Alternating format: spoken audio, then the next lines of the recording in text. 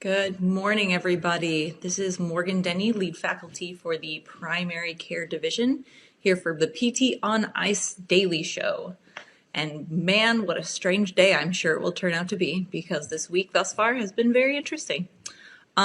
So today's topic, I want to talk a little bit about what we as PTs can do for our patients right now to help kind of improve the human experience, so as it is. This is going to apply to whether you're still seeing patients in the clinic or if you are primarily doing telehealth.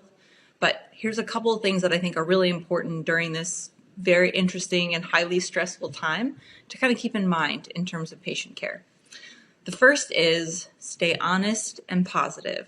Now, those two seem a little contradictory right now, but I think it's really important to be straightforward with your patients, not only about COVID-19, maybe have a few facts on hand so that if they are getting lost in the Facebook rhetoric or going down the road of uncertainty, you can kind of bring them home and say, I know for certain these are some facts. But beyond that, being honest about your own uncertainty and just being straightforward is really helpful for patients right now, I think, to feel a little validated, like they're not the ones having this experience and they're not alone. Especially with a lot of the social distancing type stuff, a lot of people are starting to feel a little bit more like they might be the only one having these experiences. So as a PT in contact with the patient, and especially if you may be that person's only social contact that day, whether it be telehealth or in person, being sure that you are honest with them and saying and validating their experience and just being like, yeah, we don't know. Like, things are very uncertain right now. But at the same time, staying positive about it, right? So it's not that your words have to shift, but your energy needs to be there. You can't say you're really uncertain in a fearful and stressed out tone because your patient's fear will build on that. But if we can be that positive voice for your patients that can acknowledge some of these fears and anxieties right now, and yet at the same time have a more positive approach, it's going to help them, calm the nervous system down, take their pain level down, however you want to think about it. But we really need to make sure right now for our patients, we help and step up and are able to be a little bit more positive. Even if you feel like you're putting on a show, the show will probably help you too. So it's probably worth it. The next thing is really being sure we're addressing people's anxiety. And when I say addressing it, I don't mean just saying, oh, I get it, you have anxiety, hey, me too. What I mean is giving people some strategies. And while this may be a very weird silver lining on a dark gray cloud that's currently over us, being able to address some of these things for people is probably kind of novel. Like, there's a lot of fear and stereotyping around mental health disorders, and a lot of people are really resistant to hearing strategies about how to manage anxiety or their mental health concerns. But this is a really good time for us to say, you know what? Everybody's stressed, everybody's anxious. Here are a couple of different things you can do about it. So being able to give your patients those strategies right now and say, hey, let's get ahead of this. If you need to relate it back to their physical pain, you can. It's definitely related.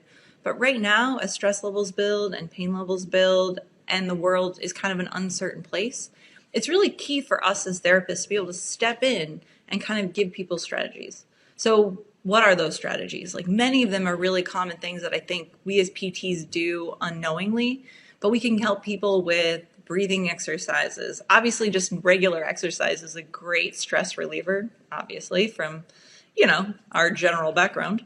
But doing stuff like that, or meditation, getting people to really set themselves a schedule, especially if they're now fun employed. That way they kind of stay with a routine and feel productive throughout the day and don't get caught in sort of what they call the monkey mind, where your brain starts thinking about some of these anxiety ideas. Another thing for some of your patients, if they are feeling really anxious, is to get them to stop checking the news. Now, that's hard right now because I know that things like the world is shifting and things seem to change in terms of certainties every 3 minutes. But for people who are really anxious, like the kind of anxious that's affecting their functional abilities right now, being able to set themselves some standards like check the news in the morning, check in the evening. They should be informed, but they don't necessarily need to look at their phone every time there's a ding because there's a news alert. There's a rule that I always hold myself to in terms of media and in terms of news, and that is, if you're going to make a change in something, you need to be informed in the details. But if it's something that you're not going to affect, you're not going to personally change, there's no reason to necessarily get overrun and overwhelmed with the details. So for your patients, and I tell that to my patients all the time, I'm like, that's my rule. You can use it too. It's helpful sometimes to get yourself to really just calm down and not get too caught up in what's going on in the world. Because sometimes there are things that we and your patients are not going to be able to affect or to change. So it doesn't necessarily help us to be continuously thinking about them over and over again. It just stimulates our cortisol response, et cetera, et cetera. So getting some of your patients who have heightened levels of anxiety right now to kind of work on some of that stuff, do things that decrease their anxiety. Use this time frame as a way to strategize and help your patients get some of these things on board and a part of their lives as a permanent routine. Or even just a reaction to right now, because we all need a little bit of extra something right now. So that's a helpful piece. Another thing, so just like we're going to work on getting our patients' anxiety level down right now, where it seems like a very normative thing to do, encouraging your patients to use this time where bars and restaurants are closed and they can't do all their normal activities to really just work on their health. Now, that's hard because I know, gyms are closed and a lot of places you can't leave, but there are a lot of other pieces to health. It's like getting some exercise in your home is wonderful. Feeding back into your mental health is a wonderful thing to do. So really figuring out yourself and what you need to do, or, making a nutritious meal.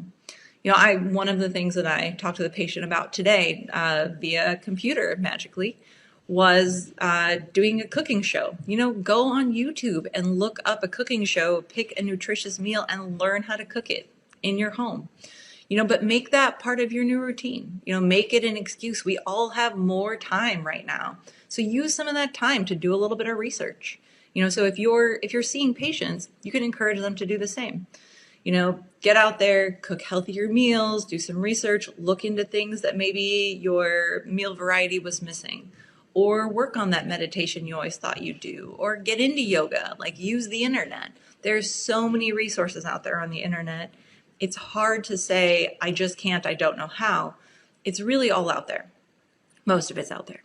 Anyway, so really encouraging your patients to use some of this extra time to focus on themselves and their health and getting stronger will be another way you can also sort of give this a positive spin and give them an outlook that's not, I'm just going to go stir crazy sitting on my couch in my house.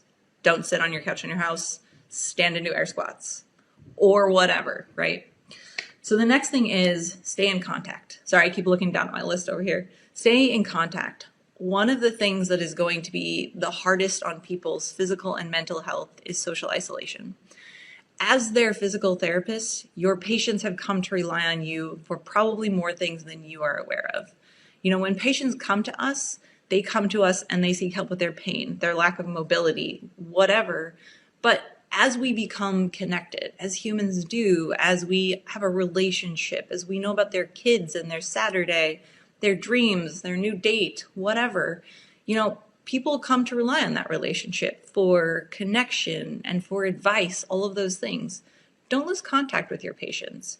Also, it's good for you. Like, part of our job is being social all day long. That's why a lot of us don't like to be social after work, is because we have to chameleon and change for each person during the day, but socialize. Like, we are social beings. As mammals, we are.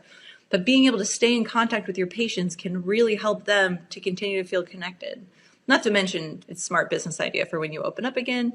But the real key is to maintain that patient contact so that they feel connected. So if you can't see patients in the clinic, or you feel it's not a good idea, or if you're not able to do telehealth, just, reach out, send them an email, use your work email. But doing little things like that will really help us as a profession to keep our patients involved and keep them in check. And when I say in check, what I mean is like give them some personal responsibility.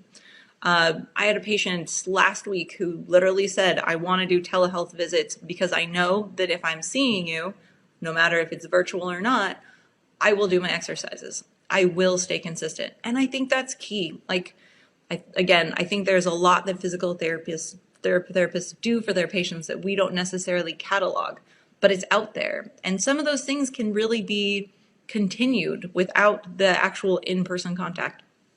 So that's another piece, just stay in contact. The last piece is take all these things into consideration for yourselves. Because as PTs, we're struggling also, like as a profession. This is a really hard time full of some rough decisions, and there's no right and wrong decision right now. There's just a lot of information. And so take some of these ideas into consideration. You know, if you're feeling anxious, address it. You know, don't say like, no, my mental health is fine. Like, it's okay. We're all stressed out right now. So take care of yourself, because if you don't take care of yourself, if your mental health isn't up to par, if your physical stamina isn't great, if you're not taking your own advice, you won't really be able to help your patients. So with those things said, go out, guys, and be amazing PTs to whatever extent you're able to right now, and stay healthy, stay active, and stay positive. All right. Happy Tuesday, everybody.